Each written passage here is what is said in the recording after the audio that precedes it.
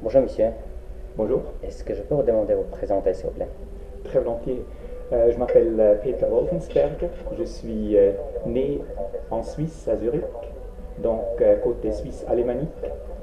Et c'est aussi là pourquoi le français n'est pas ma langue maternelle. Pour ceux qui connaissent la langue française à niveau très haut, le ressentiront facilement que je dois penser pour formuler les expressions en français. Mais j'ai l'habitude normale de parler du français, mais jamais fait une interview en français, c'est là pourquoi peut-être je réfléchis un peu plus que normal.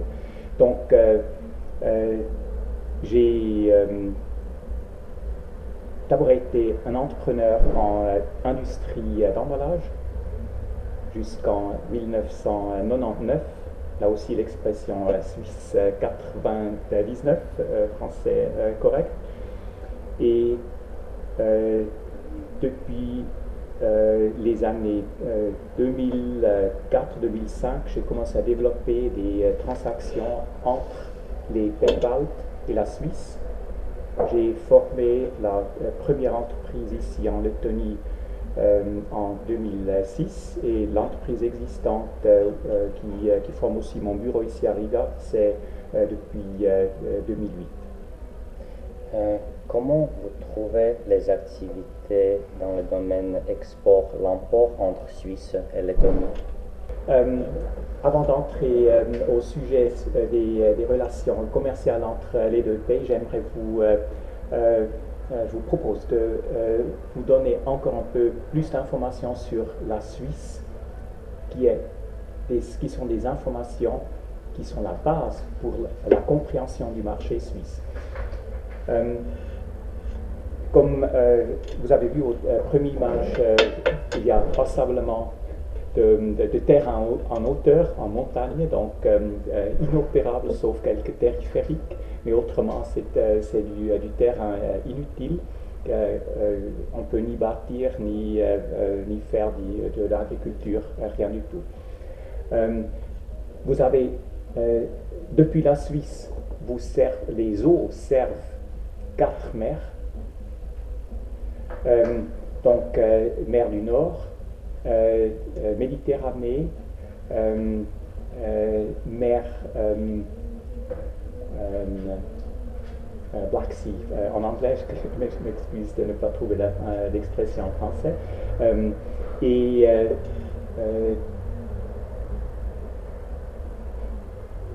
Donc toute cette partie-là, c'est le trajet des Alpes. Ici, on appelle ça le plateau. Ouais. Et le plateau, c'est la partie la plus normale si on compare avec d'autres pays, parce qu'il y a seulement de petites collines et pas tellement de montagnes. Et ensuite, il y a encore le Jura qui est un type de montagne moins haut que les Alpes. La composition de la Suisse se fait de 4 territoires de langue. Donc, il y a l'allemand, la plus grande partie, il y a avec environ 60%, 63% des habitants. Il y a la Suisse romande, voire la partie de langue française. Et il y a l'italien, et en plus il y a de petites tâches qui sont du romanche, c'est la 4e langue officielle. Tous les 4 sont des langues officielles parlées en Suisse, donc il y a des transactions légales, administratives, tout dans ces 4 langues. Mais ce n'est pas tout, il n'y a pas seulement la différenciation des langues, mais ce qui est le plus important pour comprendre le marché, c'est le fait qu'il y a les 26 cantons. Et ces cantons sont l'autorité agréée par les citoyens suisses. La commune est l'autorité normale. Les taxes sont perçues à niveau commune et à niveau canton, voire État. Et il y a quelques exceptions de TVA et une autre taxe qui est à niveau national, qui couvre toute la Confédération helvétique, CH, Confédération helvétique. Donc, les autorités sont cantonaux et ça a une très grande influence sur le bâtiment parce que tous les règlements de bâtiment sont cantonaux. Donc on peut dire que nous n'avons pas un pays suisse où on n'a pas une loi de construction suisse. Nous avons 26 petits pays ou grands villages en Suisse. Exactement. Quand même, il y a quelques normes qui sont établies à niveau national. Il y a des standards généraux sur la protection contre le feu, des protections de hygiène de travail et tout ça. Donc il y a quelques lois qui couvrent toute la nation, mais l'exécution des lois est dans les mains des cantons. Et chez un canton, la permission de construire, par exemple, est dans la partie économique et dans l'autre canton, c'est dans le département infrastructure, etc., etc. Même la police, il y a quelques cantons où c'est un travail de police de donner les permissions de bâtir. Donc, il y a dans chaque canton un différent une différente procédure pour arriver à une permission de construction. Vous avez une belle expérience en relation entre les gens qui travaillent dans le business en Suisse et en Lettonie. Vous travaillez avec l'import et l'export entre les deux pays. Qu'est-ce que vous avez à dire sur ces sujets-là? Les coopérations, collaborations, partenariats entre les sociétés suisses et sociétés lettonnes? Peut-être il y a une chose qui unit les deux peuples, c'est la volonté de créer et maintenir un climat agréable et sain pour vivre pour les gens. Donc, protection de la nature, vous vous souvenez, la Lettonie a touché la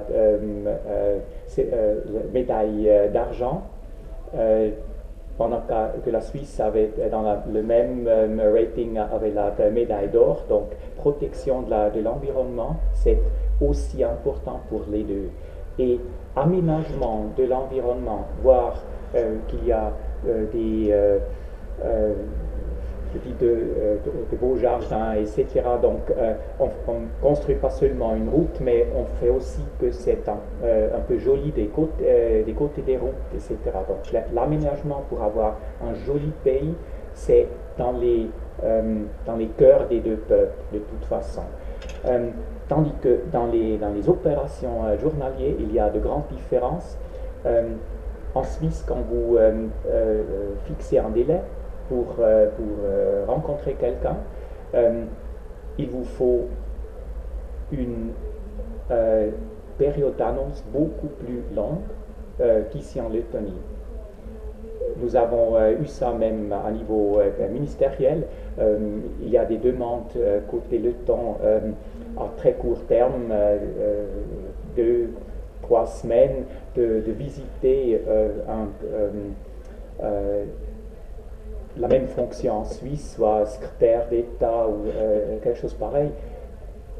En Suisse, si vous voulez monter une bonne chose, une bonne réunion de haute qualité, normalement, vous la fixez 3 à 6 mois d'avance.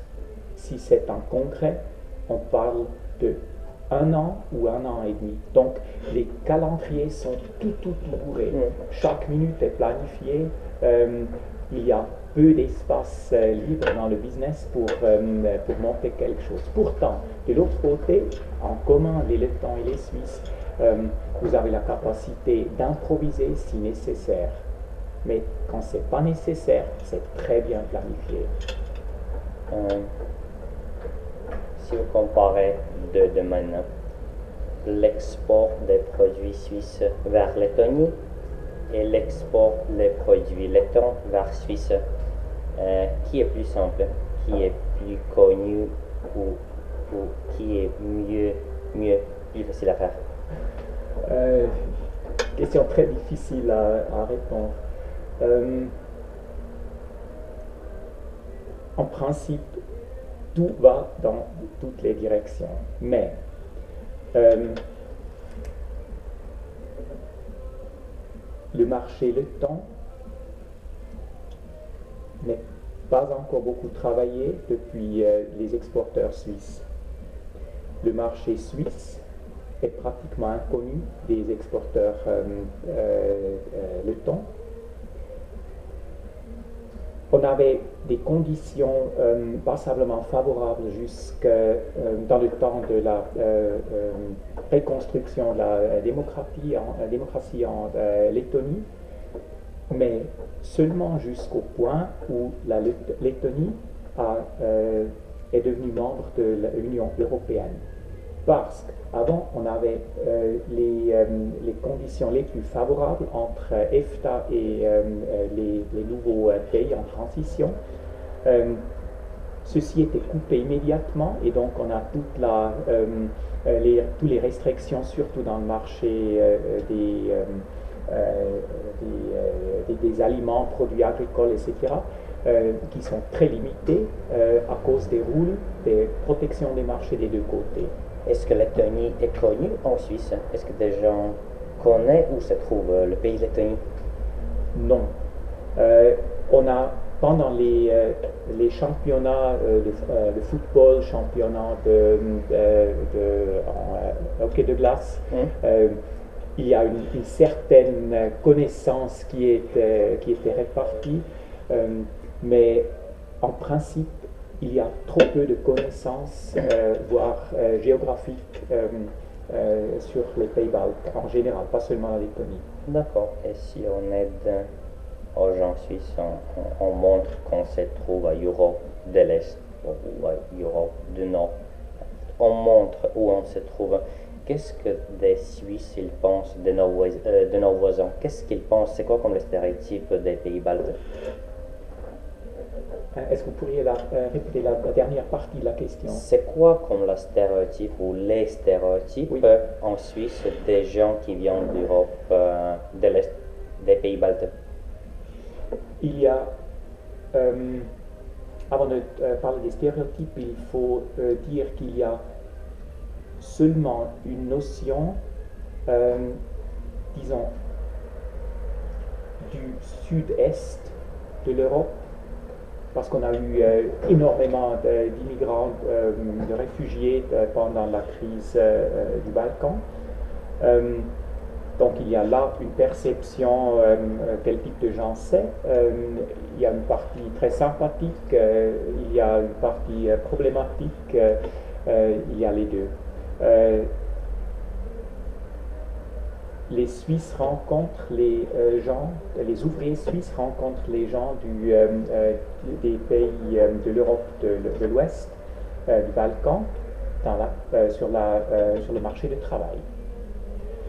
Tandis qu'à partir de la Slovénie, Tchécoslovaquie et plus au nord, on connaît la Tchécoslovaquie de l'ancienne invasion en 68, parce qu'il y a eu beaucoup de réfugiés qui sont très bien intégrés en Suisse, parce qu'ils venaient aussi d'une culture, disons, industrielle Europe centrale. Donc on n'en parle pas, il y a de bonnes relations économiques. Et ensuite, la Pologne, plus au nord, on ne connaît pas très bien, mais on sait que c'est un marché important. Il y a passablement d'investissements suisses dans des usines en Pologne. Ça existe. Mais ça y est, ça va plus loin. Ensuite, on parle de la Fédération russe. C'est là où on pense à l'investissement. Les pays baltes n'existent pas. Qu'est-ce que les Suisses ils pensent d'import? Est-ce qu'ils sont ouverts d'importer les produits ou pas? En principe, oui. Oui, la Suisse a un marché extrêmement ouvert côté ce que pensent les consommateurs, ce qu'il faut acheter ou non. Dans les aliments, on est très très chauviniste. On dit que du lait suisse, que du pain suisse, que de la viande suisse, etc. Et ça, c'était encore devenu plus fort, cette tendance ces dernières années. Donc une certaine réaction de protection, mais autrement pour le reste des biens de consommation, des biens d'investissement de tous les jours, on sait que dans les grandes surfaces, Migros par exemple, vous savez que Migros et Coop, dans le bien de consommation, ils font, je ne sais plus exactement, 80% ou plus du marché suisse, c'est de grands. Donc là, par exemple, chez Migros, pratiquement toutes les casseroles, tous les articles de décor, tout made in China. Donc on est ouvert, on l'achète. Il n'y a pas de restrictions au niveau consommateur, sauf quelques chauvinismes alimentaires. Je sais que vous avez votre idée, vous avez bien votre opinion. C'est quoi comme les étapes qu'il faut suivre pour commencer le travail, pour commencer les affaires en Suisse? Est-ce que vous pouvez présenter votre opinion, s'il vous plaît? Si on parle d'un entrepreneur laiton qui veut venir au marché suisse. Tout à fait, fabricant laiton. Voilà, justement. La chose clé est certainement celle de venir ici, d'avoir une idée bien précise, l'idée qui dit j'aimerais placer ce produit de ma gamme dans le marché suisse parce que vous avez fait quelques recherches Internet, etc. Vous avez eu des conseils de base sur les situations des marchés en général. Mais ensuite, après avoir formulé l'idée, il faut venir voir comment l'environnement où cette idée, ce produit serait placé en Suisse, comment fonctionne cet environnement. Imaginez-vous comment vous voulez placer, vous voulez voir votre produit sur le marché suisse et venez voir avec cette image comment ça se présente quand vous voyez dans l'idée, vous voyez votre produit dans ce marché. Et suivant le type de produit, il faut en discuter, il faut des conseils, etc. Mais ensuite, il faut choisir où, dans quel canton, quelle région de langue, quel canal typique de distribution, donc côté logistique, marketing. Il faut d'abord se faire une image, comment procéder pour avoir un premier contact, une première notion de comment ça se présente, le vrai marché, la vie physique en Suisse. Ici, on parle des fabricants et constructeurs des maisons en bois. Vous pensez que c'est un bon choix de travailler en Suisse pour les fabricants et constructeurs de bois laiton? Il faut bien choisir quel type de maison en bois. Si on parle des jolies, et je les aime beaucoup, faut dire, des jolies cabanes que vous les avez ici, qu'on connaît, que les Suisses connaissent, la Scandinavie et la Finlande. Les massifs. Chalet, oui, en construction en solide, oui. En massif. Massif, c'est ça. Massif, oui. Ouais. Donc, une très bonne notion de ça. Il faut dire que ça n'existe pas en Suisse, sauf quelques rares exemples. Et les rares exemples sont par exemple les cabanes en montagne ou les cabanes en forêt pour les chasseurs ou pour les ouvriers dans les forêts. Mais là, je peux vous garantir, ces gens-là font leur maison en bois eux-mêmes. Ouais. Là, c'est vraiment une exception. Tandis que ce qu'il y a en Suisse, et vous allez voir sous cette interview, ce vidéo en bas, on va marquer les liens Internet Ouais. pour les associations. Il y a une très forte industrie en construction de bois, pas seulement maison de bois, mais et maintenant c'est la pensée construction en bois. Donc il y a quelque sorte de, on ne peut pas dire maison, mais peut-être en anglais c'est shed halls, les petits Des maisons dans les jardins, maisons dans les jardins par Ouais, exemple. Là ouais. il y a un bon marché. petits bungalows. Petit bungalow, mais il faut voir que à partir d'un peu plus que 2 mètres d'auteur, il vous faut une permission de construction Ouais. déjà là. Ouais. Tandis que le marché pour les constructions en bois en général, donc livrer des composants pour des constructions en bois, là je vois tout à fait un marché. Il faut peut-être ajouter encore la problématique pour les maisons en bois, c'est d'un côté il y a peu et deuxièmement on ne profite pas vraiment du prix favorable d'une construction lettonne parce que le sol, le terrain est coûte trop cher. Et deuxièmement, les constructions de base, voire infrastructures, eau et tout ça, ça coûte une fortune déjà ça avant de poser la construction en bois. Vous avez dit, je suis complètement d'accord que la première étape, c'est la visite en Suisse pour regarder où on a envie de travailler et comment ils travaillent les locaux. C'est quoi comme la deuxième étape si le fabricant il trouve en Suisse un bon marché pour sa future activité? Après une première visite où on a donc pris quelques conclusions, ensuite il faut tout simplement dire ce qui reste à être clarifié. Donc c'est un catalogue de questions qu'il y aura, qu'il faut résoudre, des problèmes qu'il faut résoudre en détail. Et ça, une procédure différente pour chacun des produits, on ne peut pas dire en général. Mais j'aimerais ajouter encore, quand nous avons dit qu'il faut venir voir, il y a une très bonne possibilité concernant ce type de marché. Il y a une exposition cet automne où il fallait visiter parce que là, vous voyez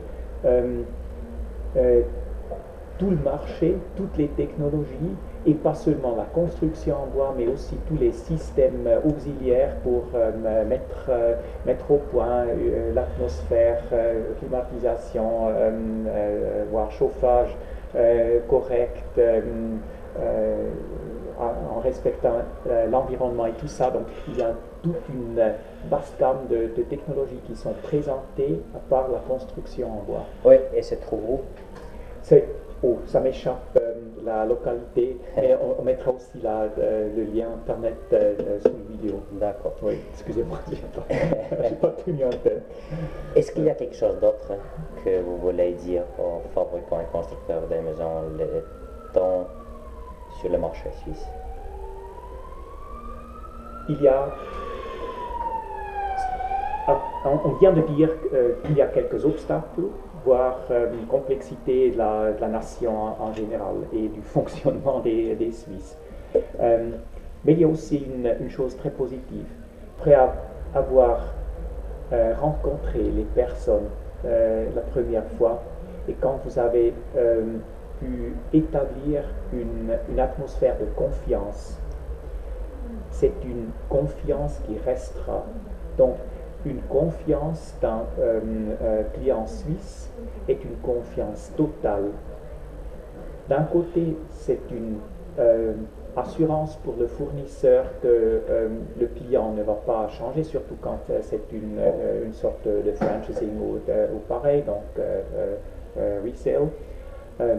Mais d'autre côté, il faut absolument respecter cette confiance et ne pas faire des choses, ne pas changer de stratégie dans le procédé.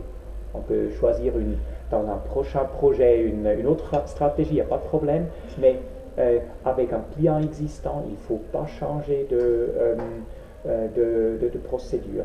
Donc il faut respecter cette confiance en première ligne. Et donc ne pas faire de promesses qu'on ne peut pas tenir. Et ce qu'on a fait, il faut absolument tenir. Je vous remercie beaucoup, M. Wolfensberger, pour l'opinion que vous avez partagée. J'espère que ça va aider aux fabricants lettons pour démarrer ou continuer ces activités en Suisse. J'espère bien et je me réjouirai de voir plus de constructeurs et entrepreneurs lettons en Suisse. Merci. Merci beaucoup aussi.